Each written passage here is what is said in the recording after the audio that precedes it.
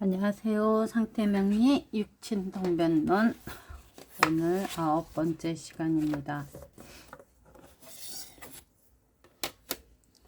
제2장 상태명리 육신독상 27결 본장에서는 상태명리학에서 상용하고 있는 명리해석을 위한 상을 읽는 주요한 방법에 대해 소개한다.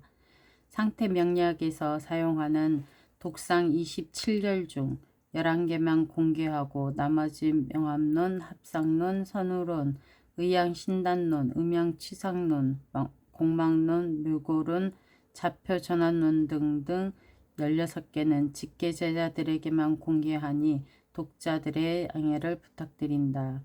먼저 중화론, 일취론, 성자론, 구조조합론, 신살론, 궁의론, 육친왕세 비교법, 육친생극 비교법, 육친다소론과 육친유무론, 그리고 상태응기 이론을 공개하고 나아가 대만의 명학가 가운데 오해운 선생의 초학자들을 위한 명리이론 적용법과 광영거사의 직관적 육친해석법을 소개한다. 기초적인 것이지만 이러한 내용을 어떻게 명리해석에 적용하는가를 모르는 초학자들에게 많은 도움이 되리라 생각한다. 중화론. 중화론은 명리학에서 가장 중요한 이론 가운데 하나이다. 우리는 억부적 관점에서 특정 사주의 일간이 강하면 덜어내고 부족하면 더해준다는 것을 잘 알고 있다. 이 억강부약이 명리학의 용신을 취하는 근간이며 비결임을 임에는 의심할 여지가 없다. 이것을 사주명식에서 어떻게 응용하는가를 구체적으로 설명하거나 밝혀놓은 선생은 많지가 않다. 필자는 단연간 임상경험에서 간단하면서 직접적으로 응용 적용할 수 있는 육친통변 이론의 으뜸으로 중화론을 들고 있다. 먼저 중화의 기준을 어떻게 잡는가 하는 것이 구체적인 내용은 필자의 졸저, 상태명리 서연책을 참조하기 바란다. 저희는 한번 읽었죠.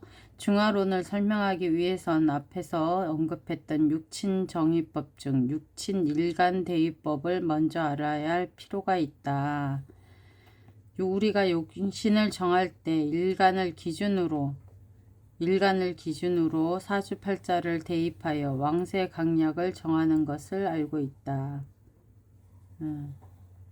일간을 기준으로 왕세를 분별하여 용신이 정하듯 상태명리학에서는 육친을 해석할 때 그 해당 육친을 일간 자리에 놓고 왕세를 정한다는 것이다. 마치 일간의 왕세를 정하듯이 일간 자리에 육친을 갖다 놓고 왕세를 평가하니 이를 육친친위대입법이라 명명하여 알기 쉽게 그 뜻을 알려주고 있는 것이다. 일간을 정하듯이 육친을 갖다 놓고 왕세를 평가하니 이를 육친일간대입법이라 명명하며 쉽게 그 뜻을 알려주고 있는 것이다. 이게 뭐냐면 나한테 재라는 거는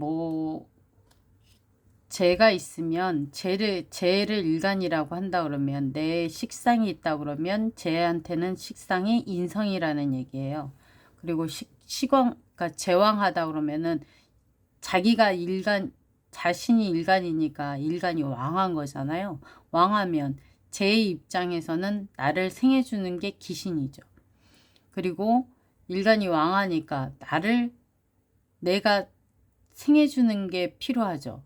나를 설계시켜야 되니까. 그러니까 관이 필요하다는 얘기고, 관이 필요하고 인성이 필요한 겁니다. 그러니까 재생관을 하려면 제가 왕하면 관도 필요하고 인성도 필요해서 나를 극해주는 것도 필요하고 나를 설계시켜주는 것도 필요하고 내가 극하는 것도 필요한 거지. 제가 왕한데 식상이 왕해가지고 한다 그런다면 그거는 이제 필요하지 않다라고 얘기하는 겁니다. 그러니까는 내가 아버지에 대해서 알아보고 싶다. 내 아버지가 어떤 모습이냐 이랬을 때 그 크기와 그분이 하신 그 재능이나 이런 움직임이나 이런 거를 볼 때 일간을 풀이하듯이 똑같이 풀이한다는 얘기예요. 생태명리학은 기본적으로 일간의 왕세를 판단할 뿐만 아니라 명국에 있는 일간 외의 기타 오행도 왕세를 모두 분석하여 명리 해석에 응용하고 있다. 다음으로 육친 일간 대입법의 개념을 알았다면 중화의 기준을 찾으면 된다. 기본적으로 상태명리에서 왕세를 정하는 법에 대한 구체적인 내용들은 자세하게 설명하여 놓았다. 기본적으로 상태명리는 타분법을 응용하여 왕세를 구분한다. 타분법 중에는 중화의 개념의 도출은 다음과 같다. 사주 오행 중 이론 상태에서 오행의 총량은 천간 총량 플러스 지지 총량이다. 천간 총량은 36 곱하기 4로서 144분, 그리고 지지 총량은 100 곱하기 4로서 400분, 사주 각 오행의 힘의 총량은 144 더하기 400으로 544다. 여기에 544분은 바로 이론적 상태 아래 각 오행의 분수 총량의 수지로 여기에 사주 5개의 오행의 총량적 영향은 평균 각자 오행이 갖고 있는 분치이다. 544 나누기 5는 109분. 여기에 109분은 바로 이론상의 중화 상태의 기준치이다. 109분은 상하 5분 범위 내는 모두 중화로 본다. 그러니까 109에서 114까지는 중화라고 보고 그러는다는 얘기죠. 104부터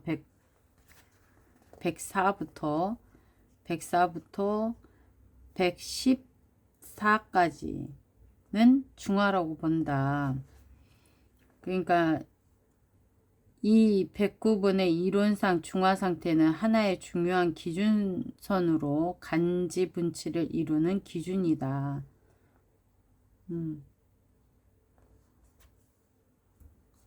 천간의 총량이 한 글자당 36, 그러니까 4글자니까 4. 지지는 총량이 100, 한 글자당 100 곱하기 4 해서 나오는 거라는 거죠. 수치상으로 이렇게 분리해 놓았다는 게 기발하시긴 한 것 같아요. 후학은 대략적으로 일근간의, 그러니까 일천간의 그 영량이 36분 더하기 70분의 봉기 통군 영량이 신속한 왕세 판단의 비결이라는 걸 알아차려야 한다. 일반적으로 하나의 완전한 오행의 투간의 영량, 하나의 봉기 통근의 영량이 대략적으로 중화 상태라는 것이다. 그러니까 하나의 완전한 오행의 투간 영량, 천간에 한 글자 있고 지지에 통근이 있으면 36 더하기 100인데 그 70이래요.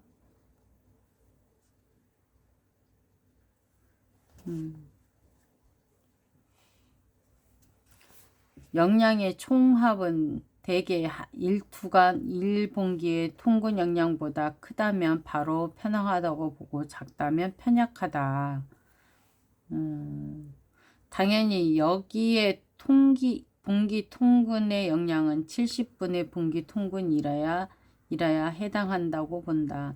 대략적으로 두 개의 장간의 지지 오행의 중기 영양에 해당한다.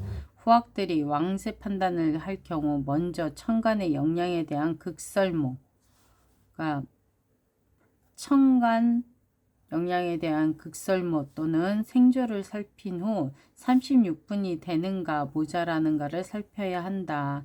한 개의 완전된 천간의 영양 혹은 그 후 다시 지지 통근 영양의 극설모와 생극관계를 살핀 후 한 개의 한 개 70의 분기 통근 영양이 되는가 모자라는가를 살펴서 계산하여야 한다. 만일 천간지지에 어느 한쪽에 부족함이 있을 경우 다른 하나는 부족하여야 가능하다. 부족해야, 그러니까 영양이 그거보다 70보다 작으면 누군가가 도와줘야지 된다는 얘기죠. 이 비결은 아주 중요한 관건으로 상태 명리학은 바로 이 비결문에 의하여 왕세 판단을 신속하게 처리한다. 이것을 기준으로 합충생그 원근의 요소를 가미하여 구체적인 오행에 대한 중화를 설정하고 그 중화를 기반으로 육친을 해석하는 것이다. 여기서 단순히 왕세 비결문을 기준으로 중화를 읽고 육친의 덕의 유무를 직관으로 가늠해 보는 방법을 소개하는 것이다. 이러한 왕세 규정으로 중화라는 의미를 육친 해석에 응용하면 된다. 즉 중화된 육친성은 그 해당 육친의 덕이 있는 것으로 해석하고 미약하다면 덕이 없다는 것으로 나아가 만화왕하다면 과유불급이니 이는 번거롭고 기타 육친에게도 방해가 되는 것으로 이해하면 된다.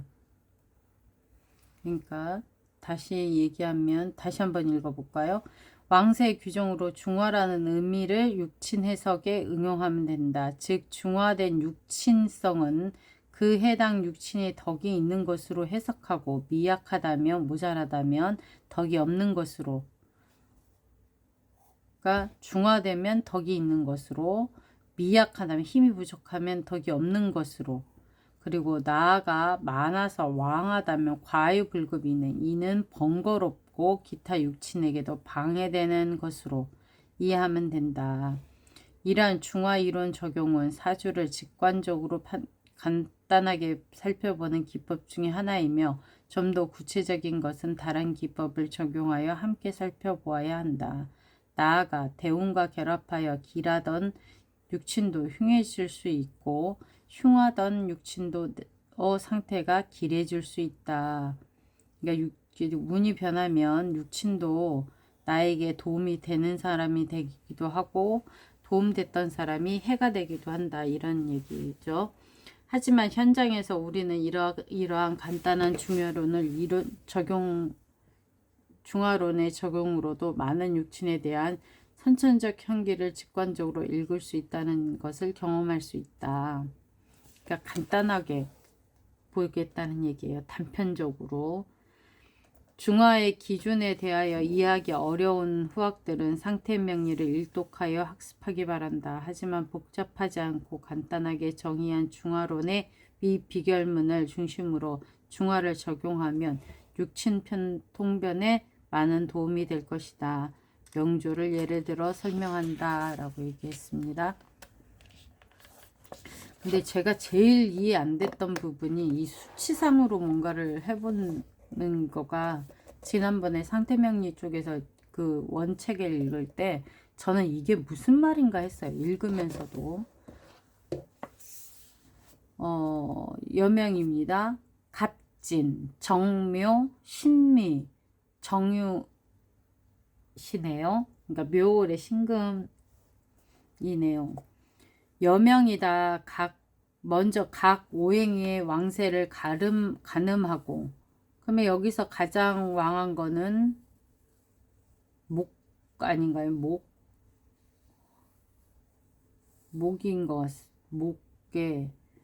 목생화, 화생, 토는 밑으로 갔고, 토생금, 금생수, 수는 없죠.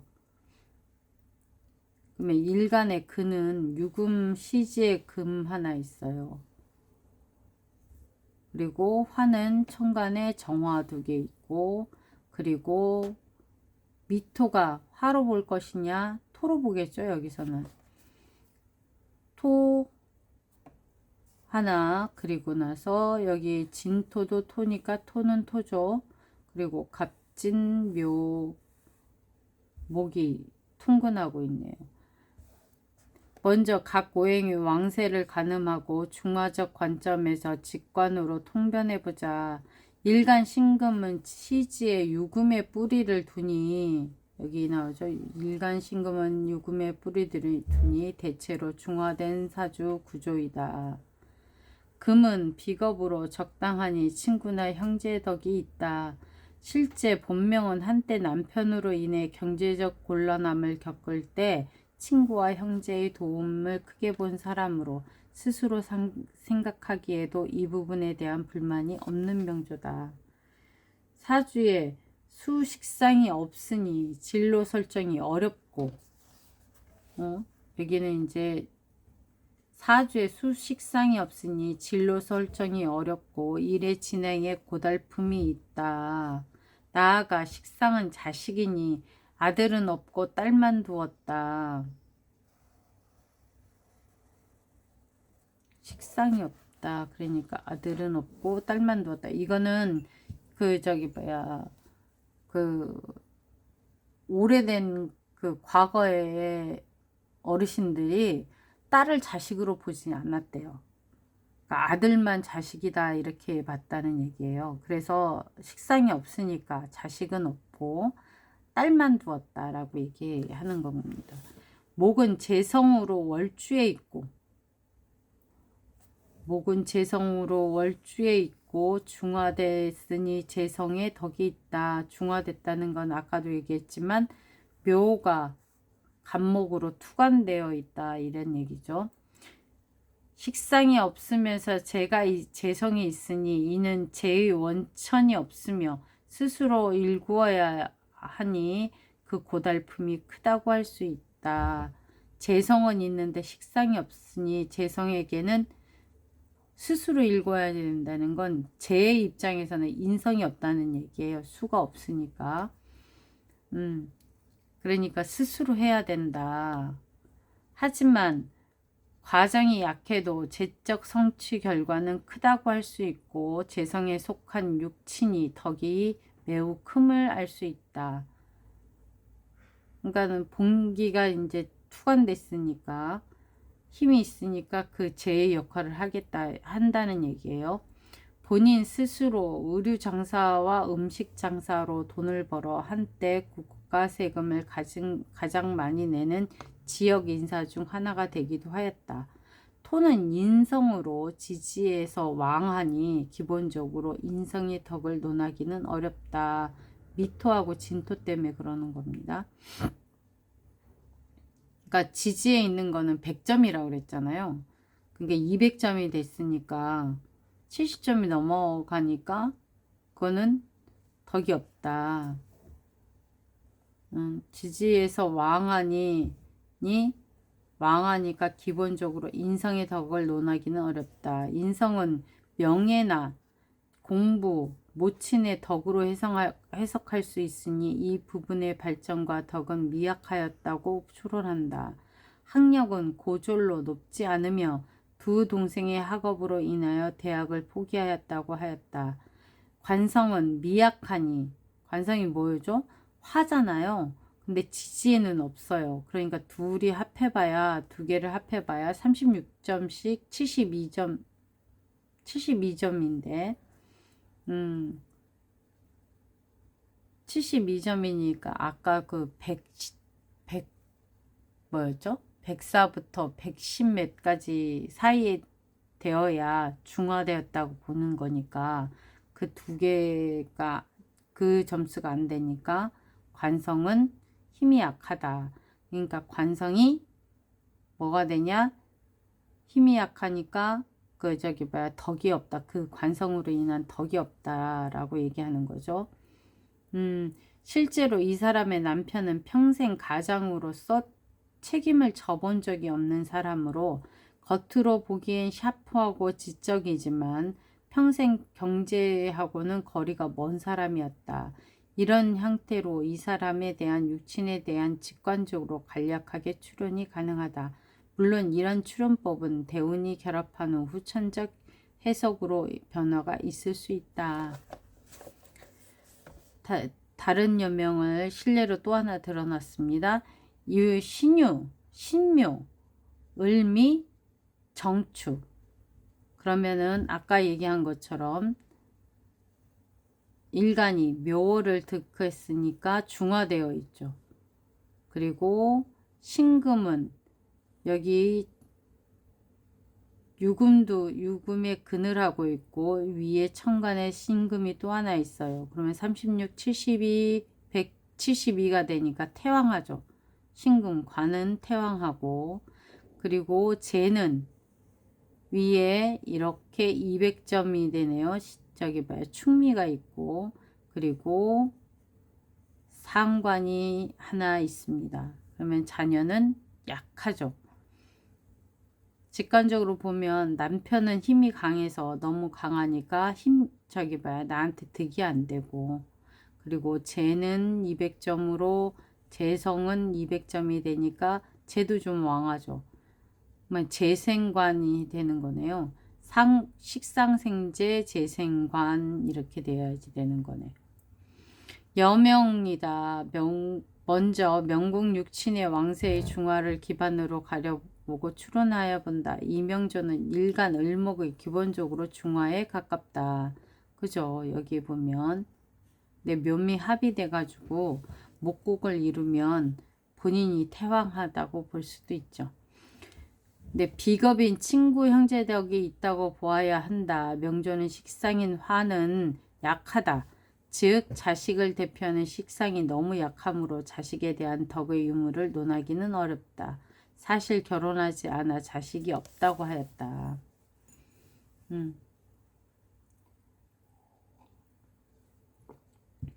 그러면 남편인 관성은 어떠한가? 관성은 적당하니 결혼한다면 남편의 덕은 있다고 추론이 가능하다. 이거면 114인데 근이 하나 있고 천간의 힘은 두 개인데 직업은 괜찮다고 볼 수 있다. 그러면 인성은 어떠한가? 인성은 없죠. 인성수는 축토 안에 개수가 있습니다. 그죠? 인성수는 미약하니 모친의 덕을 기대하기엔 무리가 있다. 부친성 재성은 어떠한가? 재성은 충미로서 부친은 재성의 충미로 왕한 듯 보이나 실제로는 적당하다고 할 수 있다. 그런 연유로 부친덕이 있다고 추론하며 육친이 아니라 재적 성취를 잘 이루어가는 사주라고 할 수 있다. 이게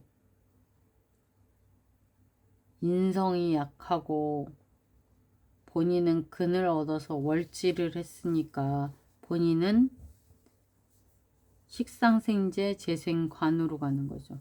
충미충을 해가지고 힘이 약해졌다고 보는 건가 봐요. 강한 듯 하지만 적당하다고 하는 거는 그래서 그럴까요? 다음 예를 보겠습니다. 여명, 경술, 정해, 임자, 이민, 해월의 임수일간입니다. 그리고 밑에 지지에 수가 비겁이 망하죠. 그리고 인성, 경금 하나 있고요. 그리고 지지 술토 안에 신금이 있습니다. 그리고 비겁이 이쪽에도 하나, 비견이 또 하나 있네요. 그러니까 수가 왕한 팔자네요. 그리고 식상은 임목 하나가 시지에 있습니다. 역시 여명이다. 중화론적 기준으로 보면 일간 임수는 왕하다. 그죠? 임수가 지지에 해수도 있고 자수도 있고 천간에 시지에 임수도 있습니다. 즉 중화에 실격하여 왕하니 비겁의 덕을 기대하기는 어렵다. 그렇죠? 실제 많은 형제 자매들을 두고 있으며 형제의 뒤치다거리를 하느라 고생하고 있다 하였다. 재성 부치는 여기 약하게 하나 있죠. 부치는 정화로 약하다. 부치는 덕을 논할 수 없으며 식상인 목은 중화되어 자식의 덕은 있는 사주다. 중화됐다는 건 인목이 하나인데 비겁의 생을 받고 있죠. 그렇기 때문에 이제 그 왕해졌다. 하나 봐요. 그리고 관성은 남편은 술토로 중화를 이룬 듯하나 실제 조합에서 천간 경금을 생하고 월지 해수를 극하다 보니 약하다고 볼 수 있다. 얘가 설도 되고 극도 해야지 되니까 모두 내는 거죠. 약하다고 볼 수 있다. 남편의 덕을 논하기도 어렵다. 이혼하고 혼자 사는 여명이다. 인성은 어떨까? 실제 인성 모친 역시 미약함으로 그 덕을 논하기는 어렵다. 본인이 나이 드신 모친을 봉양하고 있다 한다. 남명입니다. 병술, 경자, 병호, 병신. 그러니까 자월의 병화가 화, 이렇게가 화가 있고 여기도 화가 있네요. 그리고 재는 경금이 시지 신금의 근을 갖고 있습니다. 그리고 인성은 인목 하나가 생을 받고 있죠. 그리고 본인은 화가 병호일주네. 병호일주. 그러니까 화왕, 자월에 화왕한 사람이 이 재생관을 하고 있네요. 재생관. 재생관 관생인. 난명이다. 중화론적으로 본다면 일가는 평랑하다. 그죠?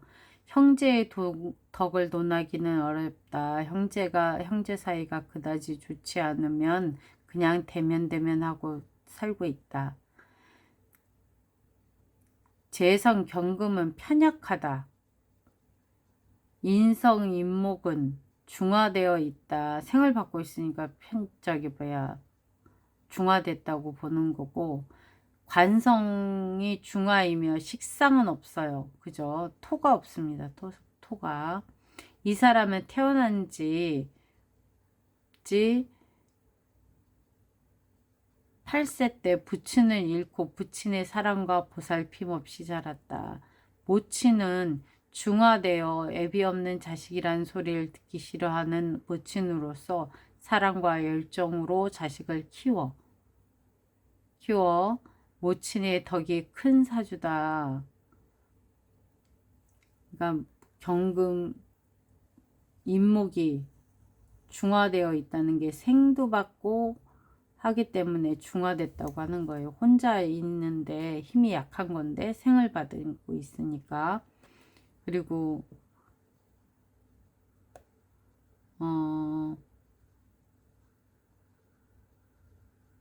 모친으로부터 부동산과 아파트 등이 많은 재정적 지원을 받고 있다. 부친 재성의 덕이 없음에 재성인 처를 논한다면 처는 본인보다 8세 많은 남명이었네. 8세 많은 한 번 결혼에 실패한 여자와 살고 있다. 그러니까 재성이 경신금이 있는 건데 신금이 한 번은 갔다 왔다 고 얘기하는 이유가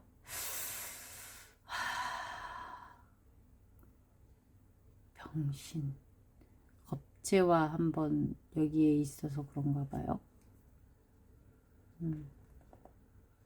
본인이 좋아하고 원해서 결혼해 산다 하나 현실적으로는 몰라도 운기적으로 그다지 처의 덕을 논하기도 무리가 있다. 설대서 그러나? 자수에? 관성은 자식과 직업이니 관성이라 자수죠. 자식은 아직 어리니 덕의 유무를 논하긴 어렵지만 직업은 사회복지사로 잘 갖추어 살고 있다. 자수는 생을 받고 있잖아요. 혼자 있어도. 그리고 왕지고. 이렇게 중화론을 기준으로 선천적 육친의 덕을 유무를 논해볼 수 있다. 이렇듯 중화론은 간단하게 육친에 대한 정보를 읽을 수 있는 기준이 된다. 물론 육친에 대한 보다 정확한 추명은 기타 이론들과 종합적으로 응용하여야 한다. 그러나 단순히 중화론을 문으로만 간단하게 육친의 덕을 유무를 읽는 데는 부족함이 없다고 보여진다. 단지 중화를 어떻게 보느냐, 학파마다 명리술사마다 고민하여야 하는 문제라 할 수 있다. 일단 여기서 잠깐 끊겠습니다.